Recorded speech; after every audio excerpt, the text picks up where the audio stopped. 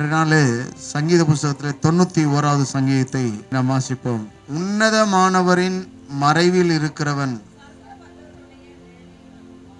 சர்வ வல்லவருடைய நிழலில் தங்குவான். அல்லேலூயா. யாருடைய நிழல்? ஆமென். அல்லேலூயா. சர்வ வல்லவருடைய நிழலில் தங்குவான் என்று இந்த சங்கீதக்காரன் எழுதுகிறார். நிழல் என்று சொல்லும் பொழுது நாம் எப்போ நிழலை தேடுவோம் அப்படின்னா, வெயில் அதிகமான நிழலை தேடுவோம். ஆமென். எப்போ தேடுவோம் சொல்லுங்களேன்? அப்படிதானே நிழல் தேடுவோம். சரி, அதை குறித்து வேதத்தில் இருக்கா? போடப்பட்டிருக்கா? ஆமாம். பகலிலே வெயிலாகிலும் இரவிலே நிலவாகிலும் உங்களை சேதப்படுத்துவதில்லை என்று நாம் வாசிக்கிறோம். அதே நேரத்தில் ஏசாயா 25ஆம் அதிகாரம் 4ஆம் வசனத்தில் போடப்பட்டிருக்கு, கொடூரமானவர்களின் சீரல் மதிலை மோதி அடிக்கும் பெருவெள்ளத்தின் இரைச்சலை போல் இருக்கையில் நீர் ஏழைக்கு பலனும் நெருக்கப்படுகிற எளியவனுக்கு திடனும் பெருவெள்ளத்துக்கு தப்பும் அடைக்கலமும் வெயிலுக்கு ஒதுங்கும் நிழலுமானீர். இப்ப நான் சொன்ன வசனம் பிடிச்சிட்டீங்களா? வெயிலுக்கு ஒதுங்கும் நிழலுமானீர். அல்லேலூயா, அல்லேலூயா. முதல் வசனம் வாசிக்கும் போது என்ன வாசித்தீங்க?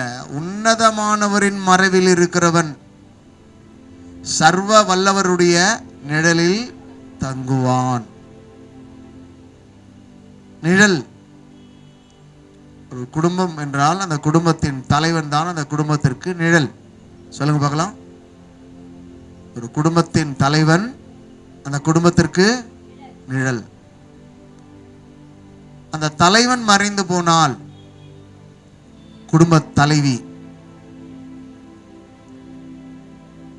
தலைவனுக்கு அடுத்து தலைவி. அது போல ஒரு தேசம், ஒரு நாடு என்று எடுத்தால் அந்த தேசத்திற்கு, அந்த நாட்டிற்கு ராஜாதான். அந்த ராஜா நாட்டு மக்களுக்கு என்னவாக இருக்க வேண்டும்? நிழலாக இருக்க வேண்டும். தேசத்தின் தலைவன் அந்த மக்களுக்கு என்னவாக இருக்க வேண்டும்? நிழலாக இருக்க வேண்டும். அகில உலகத்தை படைத்த பராபரன் பரம்பொருள் எம்பெருமான் எல்லா மக்களுக்கும் அவர்தான் நிழல். அல்லேலூயா. நான் சொல்றது புரியுதா உங்களுக்கு? ஒரு குடும்பம் என்றால் குடும்ப தலைவன் நிழல். ஒரு நாடு, ஒரு தேசம் என்றால் அந்த நாட்டிற்கு, அந்த தேசத்திற்கு அந்த ராஜா, அந்த தலைவன் தான் நிழலாக இருக்க முடியும். ஆனால் அகில உலகத்திற்கும் அண்ட சராசரத்திற்கும் தலைவன் ஒருவன் தான், இறைவன் ஒருவன் தான், கடவுள் ஒருவர் தான், அவர்தான் நிழல். அந்த நிழலுக்கு பேர் என்ன? சர்வ வல்லவரின் நிழல். என்ன நிழல்? சர்வ வல்லவருடைய நிழல். ஆகவே அப்ப மற்ற நிழல் எல்லாம் சாய்ந்து விடும். சூரியன், சந்திரன், நட்சத்திரங்கள் அனைத்துமே தன் தன் பாதையில ஓடிக்கொண்டிருக்கிறது. அல்லேலூயா. என்ன செய்து கொண்டிருக்குது? தன் பாதையில ஓடிக்கொண்டிருக்கிறது. ஆனால் நாம் நம்முடைய பாதையில ஓடுகிறோமா? நம்ம கொடுக்கப்பட்ட பாதையில ஓடுகிறோமா? இறைவனுடைய வழியிலே ஓடிக்கொண்டிருக்கிறோமா? இல்லை, மனம் போன போக்கிலே ஓடிக்கொண்டிருக்கிறோம். என்ன போக்கில? மனம் போன போக்கிலே ஓடிக்கொண்டிருக்கிறோம். யாருக்கும் யாரும் அட்வைஸ் பண்ண முடியாது. யாருக்கும் யாரும் ஆலோசனை தேவையே இல்லை. அப்படித்தான் ஓடிக்கொண்டிருக்கிறார்கள்.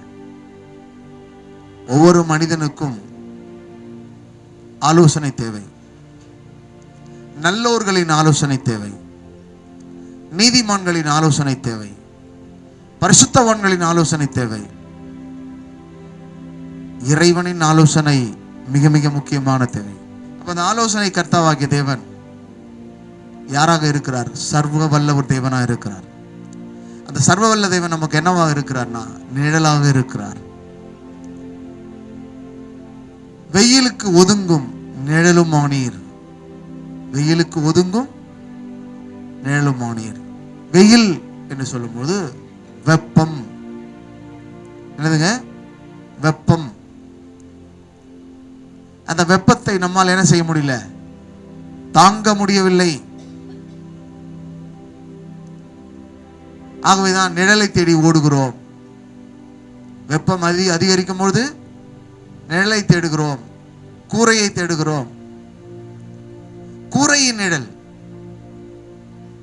மரத்தின் நிழல். என்ன நிழல்? மரத்தின் நிழல். மரம் ஒரு குறிப்பிட்ட மணி நேரங்கள் தான் ஒரு மரத்தின் நிழல் இருக்க முடியும். அதற்கு பிறகு அந்த மரத்துக்கு கீழே என்ன வந்துடும்? வெயில் வந்துடும். ஆமென் சொல்லுங்க. வருமா வராதா?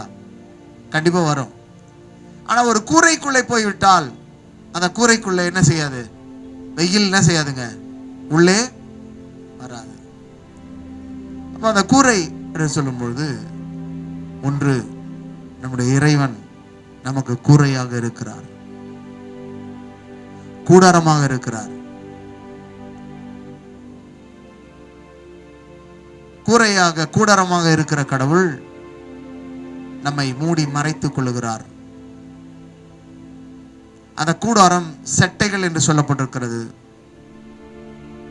அவருடைய செட்டைகளின் கீழ் அடைக்கலம் புகுவாய் என்று சொல்லப்பட்டிருக்கு.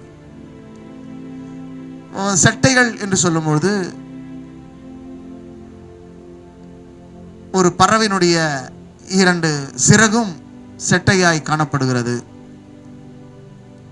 அந்த செட்டைகளின் நிழலிலே, அந்த செட்டைகளுக்குள்ளே அந்த பறவையினுடைய குஞ்சுகள் அதுக்குள்ளே காணப்படும். எதற்கு என்றால் பாதுகாப்பிற்காக. அந்த செட்டைகளின் நிழல் தான் அதற்கு அடைக்கலமாய் இருக்கும். கழுகு தன்னுடைய குஞ்சுகளை தன்னுடைய சட்டைகளுக்குள்ளே மூடிக்கொள்ளும், தன் சட்டைகள் மேலே சுமந்து கொள்ளும். 2 காரியம் செய்யும் கழுகு. ஒன்று, அந்த குஞ்சுகளை தன்னுடைய சட்டைகளுக்குள்ளே மூடி மறைத்துக் கொள்ளும்.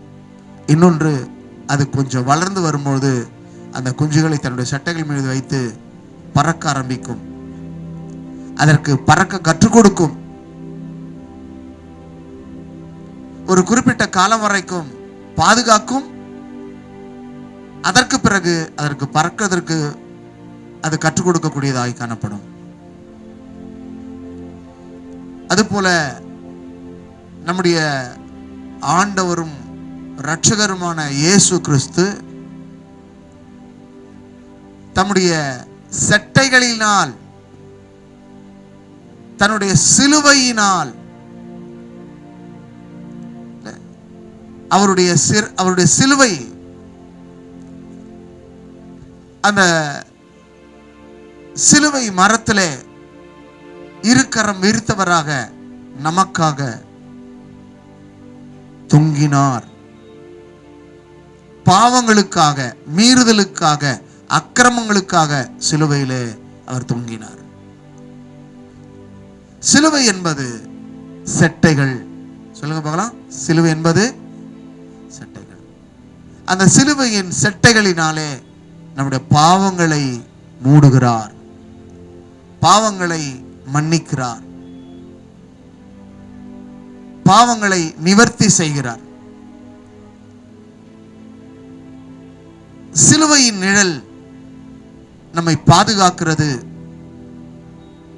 சிலுவையின் நிழல் நம்மை தப்புவிக்கிறது. சிலுவையின் நிழல் நம்முடைய வாழ்க்கையில ஒரு பெரிய பாக்கியத்தை கொடுக்கிறது.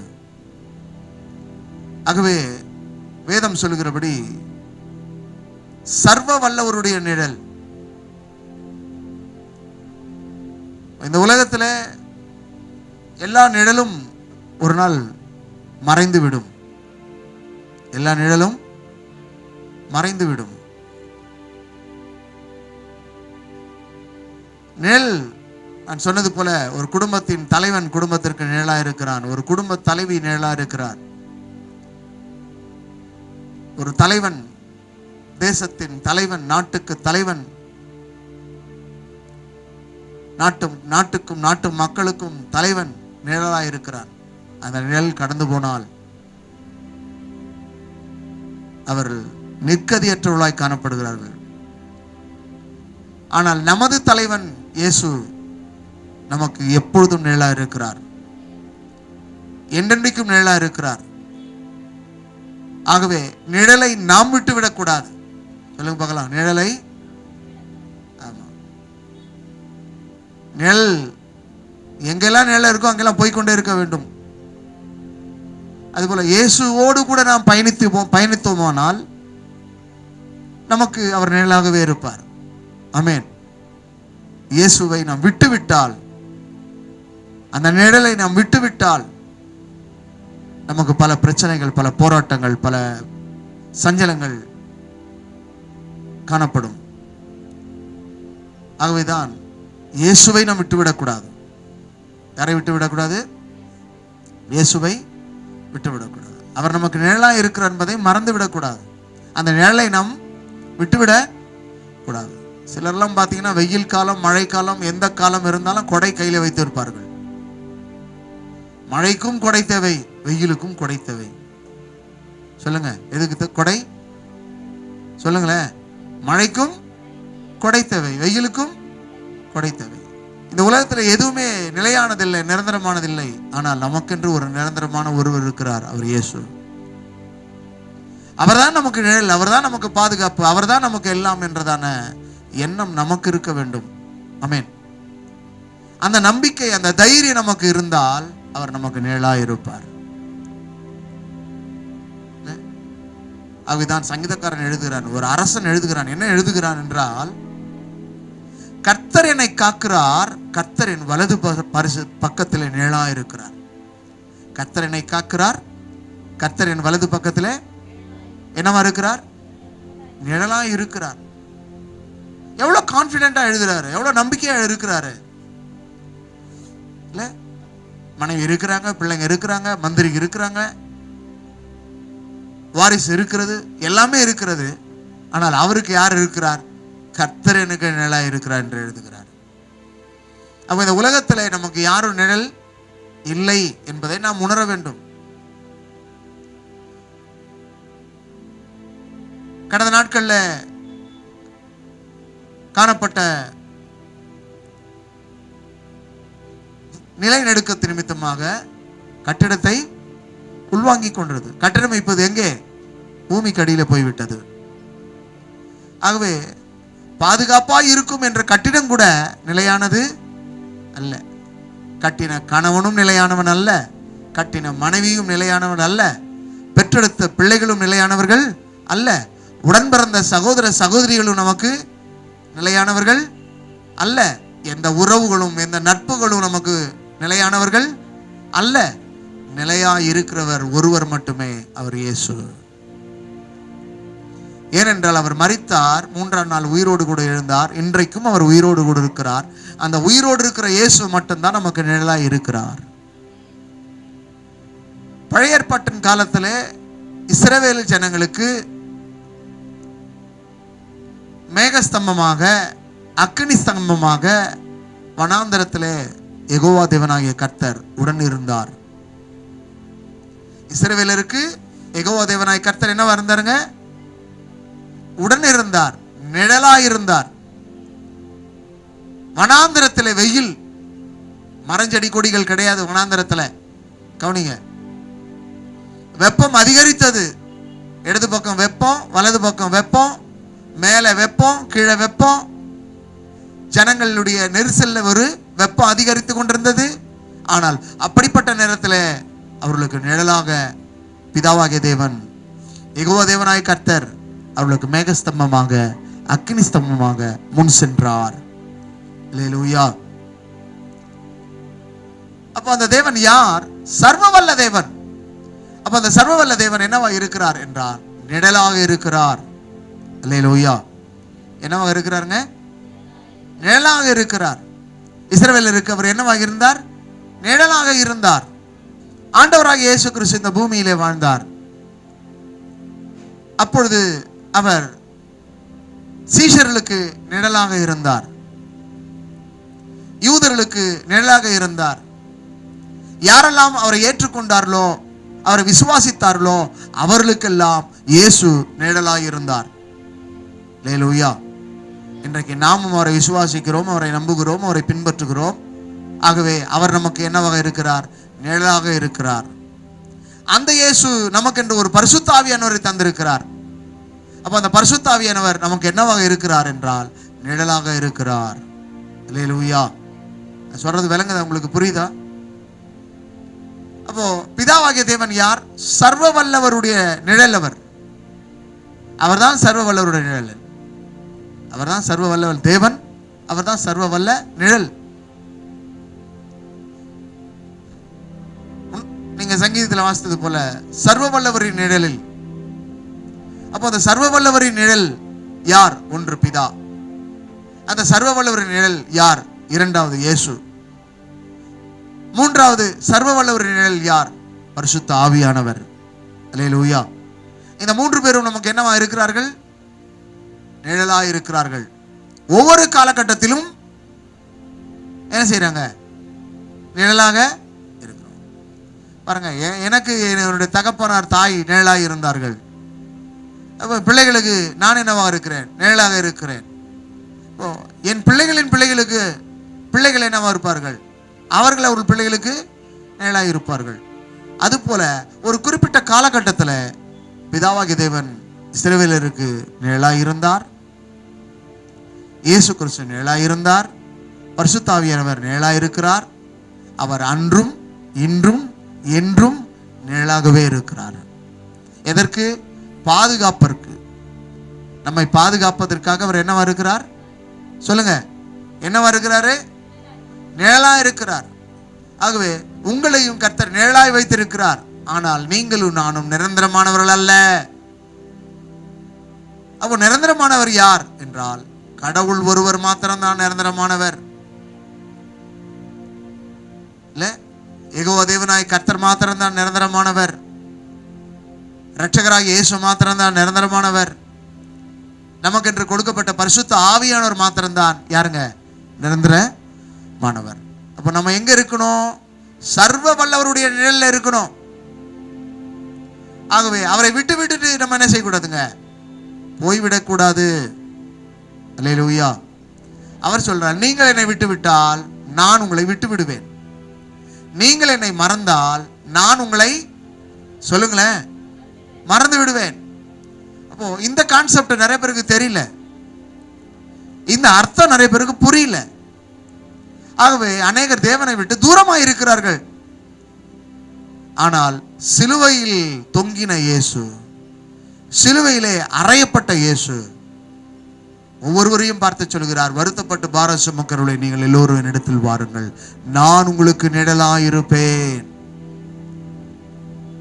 நான் உங்களுக்கு பாதுகாப்பாயிருப்பேன். இந்த சிலுவையின் நிழலிலே தான் பாவங்கள் மன்னிக்கப்படுகிறது.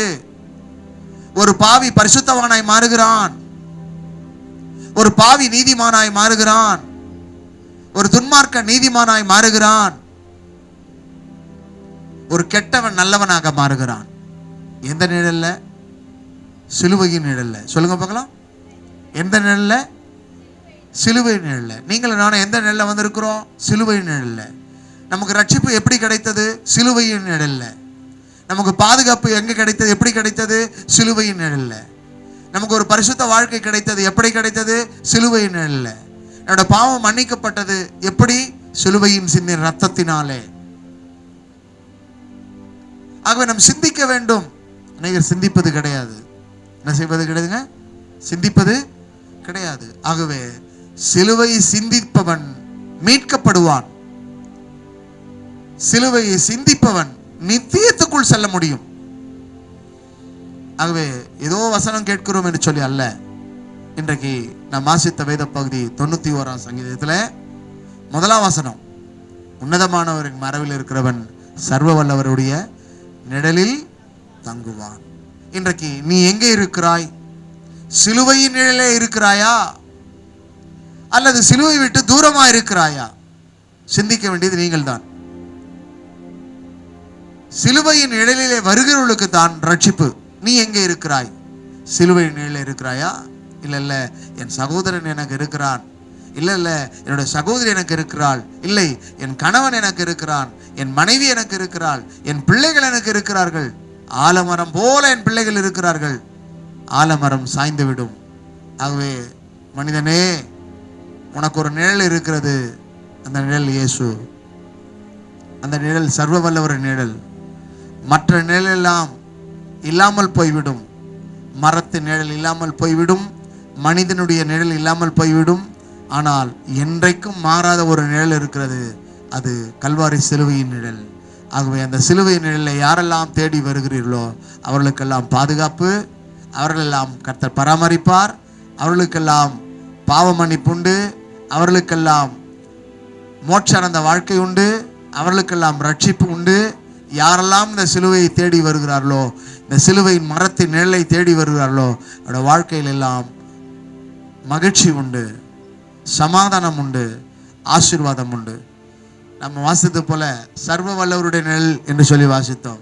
அந்த நிழல் எது? என்ன நிழல்? நம்ம இன்னொரு நிழலை பற்றி படித்தோம். வெயிலுக்கு ஒதுங்கும் நிழல். வெயில் என்றது வெப்பம் இல்லை, அனல். அப்போ அந்த வெப்பம் என்ற அனல் என்ற காரியங்கள் இருந்து கர்த்தர் நமக்கு என்ன பண்றாருங்க? நிழலா இருக்கிறார். அல்லேலூயா. ஆமா, இந்த நாளில் உங்களுக்கு கர்த்தர் நிழலா இருக்கிறார் என்பதை மறந்துடாதீங்க. அந்த நிழலை விட்டுறாதீங்க. அந்த நிழலை என்ன பண்ணாதீங்க? விட்டுடாதீங்க. ஆகவே கடவுள் நமக்கு நிழலா இருக்கிறார். சொல்றோம். சர்வ வல்லவருடைய நிழல். நிழலை குறித்து வேதத்தில் பல இடங்கள்ல நிழலை பற்றி சொல்லப்பட்டிருக்கு. ஒரு மனுஷன் தனக்கு வெயில் அதிகமாக இருக்குன்னு சொல்லிட்டு ஒரு செடியின் கீழே போனான். அந்த மனுஷன் போன செடி பேர் சூறைச்செடி. என்ன செடிங்க? சூறைச்செடி நிழலில் போனான். கடைசி பார்த்தீங்கன்னா அந்த சூறைச்செடி நிழல் உனக்கு நிலை இல்லை. அல்லேலூயா. இன்னொரு மனிதன் போனான். அந்த மனிதன் போனா ஆமணுக்கு செடி நிழலில் போனான். அந்த ஆமணுக்கு செடி நிழல் அவனுக்கு என்ன இல்லை? நிலை இல்லாமல் போய்விட்டது. சூறைச்செடியின் கீழே போனவன் யாரு? எலியா. சொல்லுங்க. சூறைச்செடியின் கீழே போனவரு எலியா. ஆமனுக்கு செடி கிட்ட போனவரு யோனா. சொல்லுங்க பார்க்கலாம். யோனா. ஆகவே ரெண்டு பேரும் எந்த நிலையை தேடி போனாங்க? சூறைச்செடி, ஆமனுக்கு செடி. ரெண்டு செடி நிழலும் அவளுக்கு இல்லாமல் போனது. ஆனால் நமக்கு ஒரு செடி இருக்கிறது. அந்த செடி திராட்சை செடி. ஆமென். அந்த திராட்சை செடிக்கு பேர் என்ன? இயேசு. அந்த இயேசு சொல்லுகிறார், நானே மெய்யான திராட்சை செடி. அல்லேலூயா. என்ன செடி? இயேசு. சொல்லுங்களேன். நானே மெய்யான. ஆமா, யோவான் 15:1 சொல்றார், நானே மெய்யான திராட்சை செடி அப்படின்றாரு. அப்போ அந்த திராட்சை செடியாக இயேசுவின் நிழலே யாராம் வருகிறார்களோ அது குளிர்ச்சியாக இருக்கும். அந்த இயேசுவின் நிழல் தாகம் தீர்க்கக்கூடியதா இருக்கிறது. அல்லேலூயா. ஆகவே தான் அவர் சொல்கிறார், ஓ தாகமா இருக்கிறவர்களே நீங்கள் எல்லோரும் என்னிடத்தில் வாருங்கள்.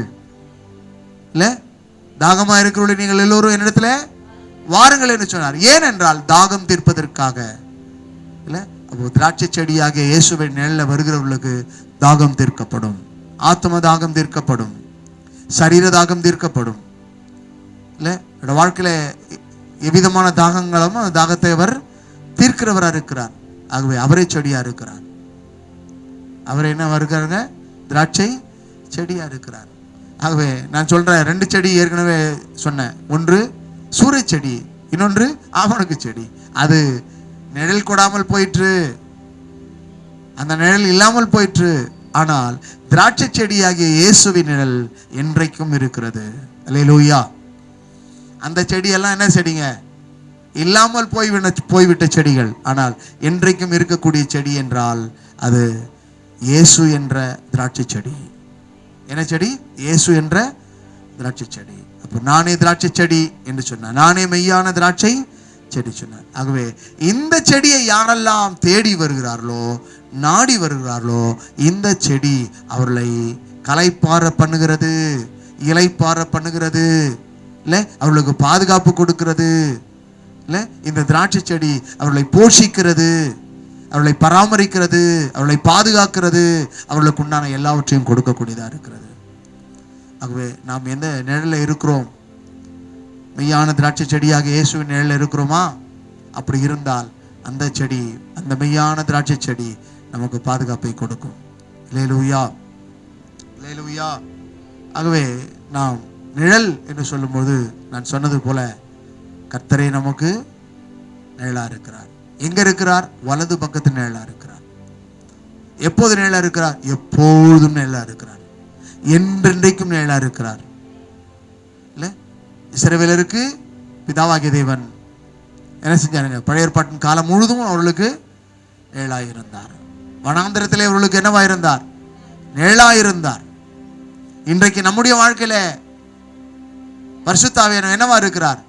நிழலாயிருக்கிறார். ஆகவே இந்த நிழலை நாம் பற்றி கொள்ள வேண்டும். இந்த நிழலை நாம் பின்தொடர வேண்டும். இந்த நிழலை நாம் விட்டுவிட கூடாது. ஆகவே இந்த அருமையான நாளிலே நம்மை நாம் தாழ்த்தி ஆண்டவருடைய சமூகத்தில் ஜெபிப்போம். ஆண்டவர்கிட்ட கேட்போம், ஆண்டவரே நான் உம்மை விட்டு விலகி இருக்கிறேன். அநேக நேரங்களில் சின்ன சின்ன கஷ்டம் வரும்போது, சின்ன சின்ன பிரச்சனை வரும்போதெல்லாம் உம்மை விட்டு விலகி போயிடுறேன். மனதில் சோர்வு வரும்போதெல்லாம் உம்மை விட்டு விலகி போயிடுறேன். என்னை மன்னிச்சிருங்க.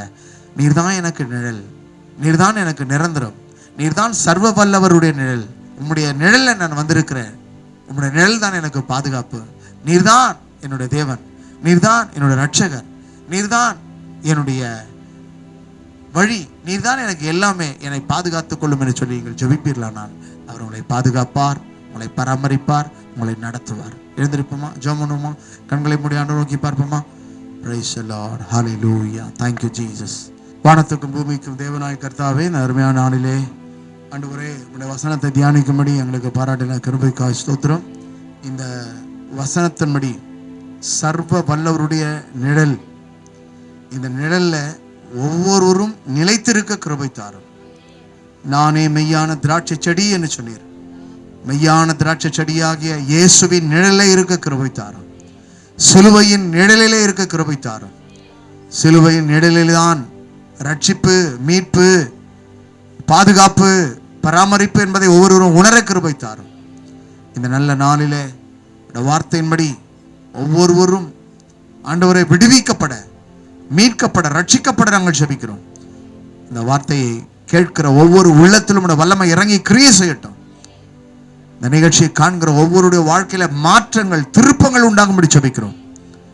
இயேசுவின் நிழலிலே ஒவ்வொருவரும் வந்தடைய கிருபை தாரும்.